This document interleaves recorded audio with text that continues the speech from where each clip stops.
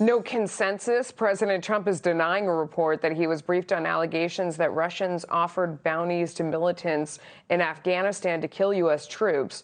The White House press secretary Kelly McEnany reiterating the president's claims. Take a listen.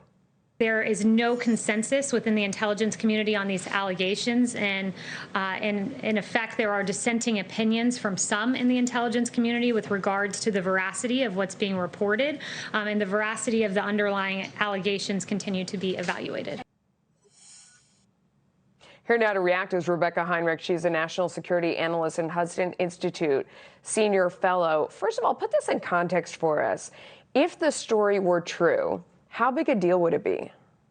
It would be a major deal for the United States to have bounties on the heads of U.S. forces in Afghanistan by anybody, let alone the Russian Federation, would be an incredibly big deal, especially since the Russians supposedly support efforts to get a diplomatic solution, which the United States is trying to help broker between the Afghan government and the Taliban there. So it would be a very big deal. But as you pointed out earlier, the president has denied that he was briefed. And this, as far as I can tell, was raw intelligence in which the intelligence community did not have consensus. So it wouldn't have been briefed to the president. And I think it raises a lot of questions about who leaked this information to the media, because it is causing a major problem you would expect diplomatically as well.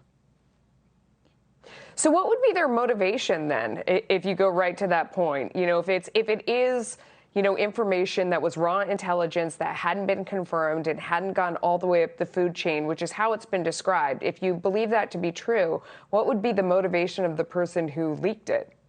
I mean, you could have people who were upset with the way the negotiations were going, with the peace negotiations in Afghanistan. You could have somebody that was just interested in making the Trump administration look incredibly bad, look incredibly weak. You see big political opponents of President Trump now, former Obama administration officials, claiming once again that President Trump is taking a blind eye or sticking his head in the sand when the Russian Federation is literally trying to put bounties on the head of American forces, which would be an egregious thing for an American president to do.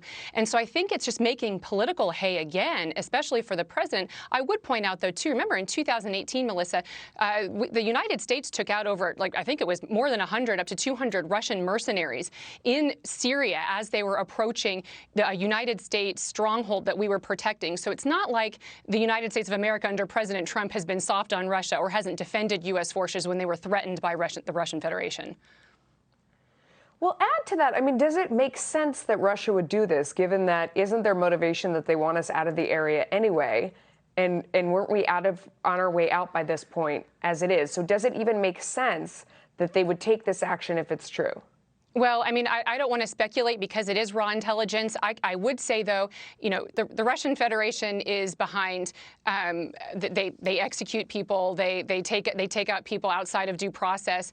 They assassinate people. They do support different groups that we don't support, and it's because they oppose the United States in the region. But the Russians are hedging their bets, because if they looked at the Taliban as a strong force in the region, and if the Afghan government can't actually get its act together and support a stable government in there, then they might they will back the Taliban as a last resort. And so you can see that they might be hedging their bets. Again, though, I would expect Russia to completely deny it and say if somebody did do it as Russian mercenaries or Russian entities. But that's always just an excuse. It's always Russia that's behind it. So I don't doubt that the Russian Federation is bad. They oppose the United States in a variety of fronts across the world.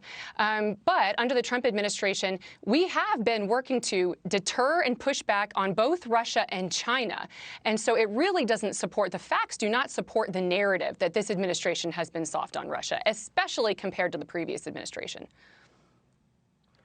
Rebecca, thank you so much. Connell.